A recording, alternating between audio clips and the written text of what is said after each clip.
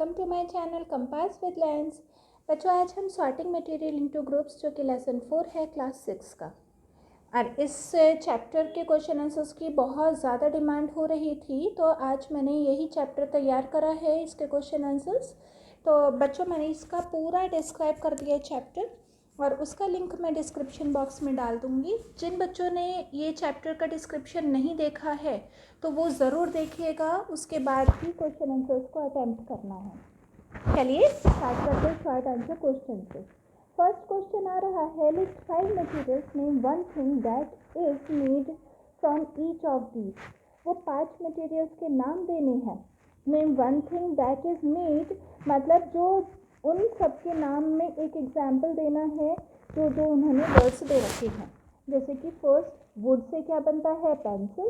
Steel से utensils होते हैं बर्तन। प्लास्टिक से बॉटल्स, और भी बहुत सारी आप अपनी चॉइस के भी लिख सकते हैं, केवल यही नहीं है, ये कुछ भी लिख सकते हैं। कॉटन हैंडकरचिप मतलब हैंकीज वगैरह जो होते हैं ना, हिंदी में रुमाल जिसे बोलते हैं। पेपर से नोटबुक्स, है ना। तो ये हो गया फर्स्ट क्वेश्चन का answer. Second question, what is matter? Matter क्या होता है? Give 2 examples of things that are matter. अब उनके भी 2 एग्जाम्पल्स देने हैं जो मैटर है, एंड 2 दैट आर नॉट, और वो 2 एग्जाम्पल्स देने हैं जो मैटर नहीं है। आंसर, एनीथिंग दैट ऑक्यूपाइज, वो कोई भी चीज़ जो ऑक्यूपाई करती है स्पेस को, यानी जगह अपनी घेरती है, जगह लेती है। एंड हैज मास, मास मतलब वेट, और जिस किसी में भी मास होता है यानी वेट होता है अपना, चाहे वो कॉटन है, कॉटन सबसे ज़्यादा हल्की होती है लेकिन उसमें अपना एक कहीं ना कहीं वेट हो रहा है, और आयरन है उसमें तो बहुत ज़्यादा वेट होता है, तो उसे हम मास बोलते हैं साइंस लैंग्वेज में। Is matter. 2 examples of things that are matter are clothes and food. ठीक है, तो ये मैटर हो गई क्योंकि इन सब में ये जगह भी घेरती हैं और इनमें वेट भी होता है। 2 एग्जाम्पल्स जो नहीं है मैटर, वो लव एंड सैडनेस, क्योंकि ना तो ये हमारे को जगह लेता है और ना ही इसका कोई वेट होता है। ये तो केवल एक फीलिंग्स आ रही हैं, फीलिंग्स में आप कुछ भी ले सकते हैं, तो ये कोई मैटर नहीं आती हैं, इनमें मैटर नहीं होता है। Question number 3, in what ways all matters alike? किस तरीके से सारे मैटर्स एक जैसे हैं? Answer, there are 2 properties which are common to all matters. कोई 2 प्रॉपर्टीज है जो सभी मैटर्स में सेम होती है, कॉमन होती हैं। फर्स्ट कौन सा है? ऑल मटेरियल ऑक्यूपाई स्पेस, सभी मटेरियल जितने भी हैं वो स्पेस घेरते हैं, चाहे एक छोटी सी सेफ्टी पिन है, ऑल पिन है, ठीक है। ऑल मैटर्स हैव मास, और उसी ऑल पिन का एक मास है यानी वेट है। ये सब में कॉमन होता है दोनों चीज़ें। Fourth question, what is difference between element and compound? अब एलिमेंट और कंपाउंड में क्या डिफरेंस है? Answer, substances whose smallest particle are atom. अब जो सबसे छोटा पार्ट है, किसी भी पार्ट का सबसे छोटा जो पार्ट होता है, बिल्कुल छोटे से छोटा, जिसे हम देख भी नहीं सकते हैं माइक्रोस्कोप के बिना, वो एटम कहा जाता है। आर कॉल्ड एलिमेंट, उसे हम एलिमेंट कहते हैं। सब्सटेंसेस सच एज, अब वो कौन सा है? Water, which are made up of 2, जो कि 2 वाटर जो है वो, or more elements are called compound. 2 या 2 से ज़्यादा एलिमेंट से जो बनता है उसे हम कंपाउंड्स कहते हैं। ठीक है, एलिमेंट सिंगल पार्ट को बोलते हैं, लेकिन जब ये पार्ट्स मिल जाते हैं तो वो कंपाउंड्स बन जाते हैं। जैसे वाटर का हमने एग्जाम्पल लिया था, वाटर हाइड्रोजन और ऑक्सीजन से मिलकर बना हुआ होता है, तो हाइड्रोजन का एलिमेंट हो गया और ऑक्सीजन का एलिमेंट मिलकर कंपाउंड बन गए। Question number 5, what do you mean by texture? Texture से आप क्या समझते हैं? The feelings of a surface of substance, किसी भी सब्सटेंस का जो सरफेस यानी ऊपर का पार्ट होता है, सरफेस होता है, उसे हम फील करके बताते हैं कि वो ज़्यादा स्मूथ है, that is the smoothness, softness, roughness and so on is known as texture. जो बहुत ज़्यादा चिकना है, बहुत सॉफ्ट है, बहुत ज़्यादा रफ है, खुरदुरा है, तो हम ये सब फील करके बताते हैं, तो वही टेक्सचर होता है। Question number 6, metals are lustrous, lustrous मतलब बहुत चमकदार, मेटल चमकदार होता है, कोई भी मेटल होता है, जैसे आप अपने घरों में यूटेंसिल्स देखते हैं, बर्तन देखते हैं, या और भी बहुत सारी मेटल की चीज़ें देखते हैं, तो वो सब लस्ट्रस होती है, चमकदार होती है। But in iron rod used in construction, लेकिन जो आयरन रॉड होती है यानी लोहा होता है जो कि कंस्ट्रक्शन साइट पे पड़ा हुआ होता है, जहाँ कंस्ट्रक्शन हो रहा है, डज नॉट शाइन, वो शाइन नहीं करता। अब बताओ क्यों? क्योंकि मेटल तो वो भी है। Answer, iron rod used in construction does not shine because some metals lose their luster when exposed to the air and moisture. Iron rod क्यों नहीं शाइन करता? उसका रीज़न ये है क्योंकि कुछ मेटल्स ऐसे होते हैं जो अपनी चमक, जब वो एयर और मॉइस्चर की कांटेक्ट में आ जाते हैं तो वो अपनी चमक खो देते हैं। ठीक है, वो बाहर पड़ा रहता है एयर में, तो एयर और जो मॉइस्चर होता है जो एटमॉस्फेयर में होता है वो उसके कांटेक्ट में आकर अपनी चमक खो देता है। Question number 7, how can you make paper translucent? आप किसी भी पेपर को ट्रांसलूसेंट कैसे बना सकते हैं? यानी बिल्कुल हल्का से ट्रांसपेरेंट, मतलब पूरी तरह से क्लियर नहीं है, बट आप उसके आर पार थोड़ा सा कि हाँ कुछ चीज़ है, तो वो हम ट्रांसलूसेंट में लेकर आते हैं। We can make paper translucent by coating it with oil. हम उसके ऊपर ऑयल लगा देंगे। कभी आप घर पे ये करके देखिएगा, आप पेपर के ऊपर ऑयल लगाइएगा तो वो ट्रांसलूसेंट हो जाएगा। आप उसके पीछे अपना हाथ थोड़ा सा करके देखेंगे तो आपको अपना हाथ हल्का सा दिखाई देगा, पता चलेगा आपको। Question 8, there are only about 118 different kind of atoms but million of compounds. Explain. अब इसमें अब तक जो हमें पता चला है कि 118 टाइप के एटम्स होते हैं, लेकिन कंपाउंड्स तो बहुत ज़्यादा होते हैं जिनकी कोई काउंटिंग ही नहीं आ रही है, मिलियंस में है। बताइए, उसके बारे में एक्सप्लेन करना है। Answer, atoms join together to make molecules. Atoms को जब जॉइन किया जाता है तो वो मॉलिक्यूल्स बन जाते हैं। ये इसके बारे में मैंने बहुत ज़्यादा डिस्क्राइब कर रखा है चैप्टर में, आप उसको देखकर समझ सकते हैं। Millions of different kind of molecules, जब बहुत सारे मॉलिक्यूल्स मिलते हैं, can made from these 118 kind of atoms. ये 118 तरीके के जो एटम्स होते हैं उनकी वजह से ये इतनी अलग अलग तरीके के मॉलिक्यूल्स बनकर तैयार हो जाते हैं।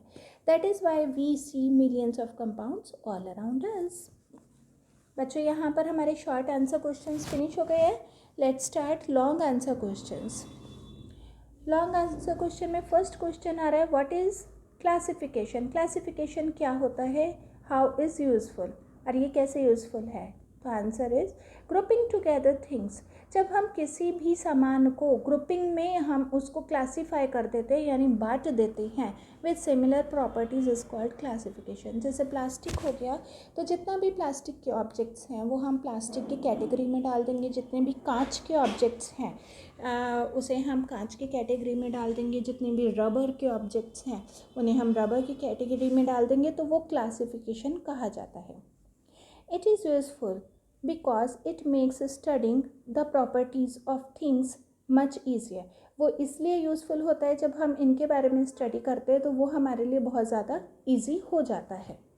Question 2, there can be several levels of classification. कई तरीके के लेवल्स हैं classification.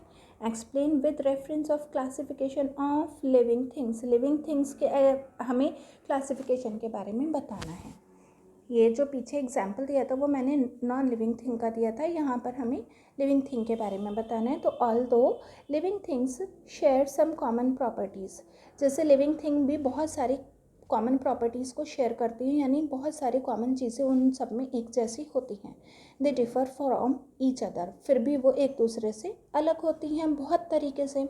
Living things are further classified into groups such as plants and animals. Living things को हम अलग अलग कैटेगरी में भी क्लासीफाई कर सकते हैं, बांट सकते हैं, जैसे कि प्लांट्स और animals.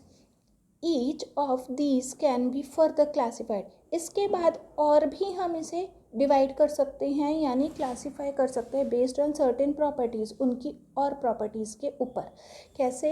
Animals can be classified into groups like insects. अब एनिमल्स हैं, उन्हें आप insects, fish, amphibians, reptiles, birds, mammals, इन सब कैटेगरीज में आप डाल सकते हैं, क्योंकि इनमें इंसेक्ट्स में बहुत सारी इंसेक्ट्स एनिमल्स होते हैं तो वो उस कैटेगरी में, फ़िश में भी बहुत सारी फिशेस होती हैं तो उस कैटेगरी में, एम्फीबियंस, तो इस तरीके से इन सब में हम क्लासीफाई कर सकते हैं. For example, all insects have 6 legs. जितने भी इंसेक्ट्स हैं उनके 6 legs होते हैं, तो जिन जिन के भी 6 legs होंगे वो सब किस कैटेगरी में आएंगे, वो आएंगे इंसेक्ट्स की कैटेगरी में. But each group different from other group in some ways. लेकिन उसमें भी हर ग्रुप दूसरे से बिल्कुल अलग होता है. Next question, third question, name the 3 states of matter. अब 3 स्टेट मैटर के कौन से हैं, ये मोस्ट इम्पॉर्टेंट क्वेश्चन है, आता ही एग्ज़ाम में. In what ways are they different from each other, और वो एक दूसरे से किस तरह से अलग है. हम इसको इस तरीके से कैटेगराइज कर लेंगे. Property, solid, liquid and gas, ये 3 प्रॉपर्टीज़ हो गई हैं, 3 स्टेट्स हो गई हैं. अब इनकी प्रॉपर्टीज़ हम लिख लेंगे. तो शेप सॉलिड की डेफिनेट होती है, ठीक है. इसके बारे में मैंने बहुत अच्छे से डिस्क्राइब करा है, वो उसकी वीडियो आप ज़रूर देखिए. लिक्विड्स की कोई शेप नहीं होती है और ना ही गैस की कोई शेप होती है. वॉल्यूम वो भी डेफिनेट होता है, लिक्विड्स में भी डेफिनेट होता है, लेकिन गैसेस में कोई भी डेफिनेट वॉल्यूम नहीं होता. अट्रैक्शन बिटवीन मॉलिक्यूल्स, जो मॉलिक्यूल्स हैं उनमें आपस में क्या अट्रैक्शन है, कितना अट्रैक्शन है. तो सॉलिड में बहुत ज़्यादा पास में होते हैं, बहुत स्ट्रॉन्ग अट्रैक्शन होता है. बहुत ज़्यादा पास में नहीं होते हैं, थोड़ा दूर में होते हैं, तो इसीलिए लिक्विड में नॉट वेरी स्ट्रॉन्ग. और गैस में तो बिल्कुल भी नहीं होता है, तो नेग्लिजिबल.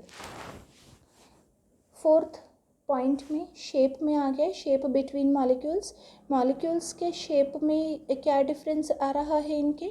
तो टाइटली पैक होते हैं, सॉलिड में टाइटली पैक होते हैं, लिक्विड्स में ज़्यादा टाइटली पैक नहीं होते, थोड़ा अलग अलग होते हैं, दूर दूर होते हैं, और गैसेस में तो बहुत ही दूर दूर होते हैं. Sixth position of molecules. अब मॉलिक्यूल्स की क्या पोजीशन होती है, ये एक फिक्स जगह पर होते हैं, फिक्स्ड होते हैं. इसमें लिक्विड में कोई फिक्स नहीं होता, इसलिए वो लिक्विड कोई भी होता है वो बह जाता है. और गैसेस में मूव अराउंड फ्रीली, और वो हवा में बहुत तेज़ी से फ्री होकर चलते हैं. फोर्थ क्वेश्चन आ रहा है, how does sugar dissolve in water.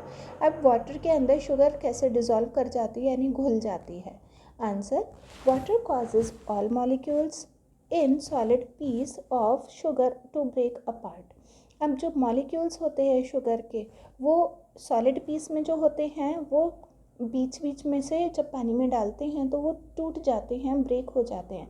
The individual molecules, जो एक एक मॉलिक्यूल होता है जब उसको सेपरेट किया जाता है, एक एक मॉलिक्यूल होता है when separated are so small, वो इतने छोटे होते हैं कि हमें वो दिखाई भी नहीं देते और हमें वो लगता है कि वो इसमें घुल गए हैं, किसमें, वाटर में, जबकि वो वाटर के अंदर फिर भी होते हैं. Fifth question is define density. Density से क्या मतलब होता है, डेंसिटी मतलब होता है हैवीनेस से मतलब हो रहा है, वेट से मतलब आ रहा है. How it is related to floating and sinking in water. अब पानी में जो फ्लोट हो रहा है, तैर रहा है या डूब रहा है, सिंकिंग मतलब डूबना, वाटर में, ये इससे कैसे रिलेट होता है. Answer, the mass per unit volume of a substance का मास पर यूनिट, ये एक तरह से उसकी यूनिट है वॉल्यूम की, इज़ नोन एज डेंसिटी, उसी को डेंसिटी कहते हैं. मतलब कितनी वो हैवी हो रहा है किसी भी चीज़ में डालने पर.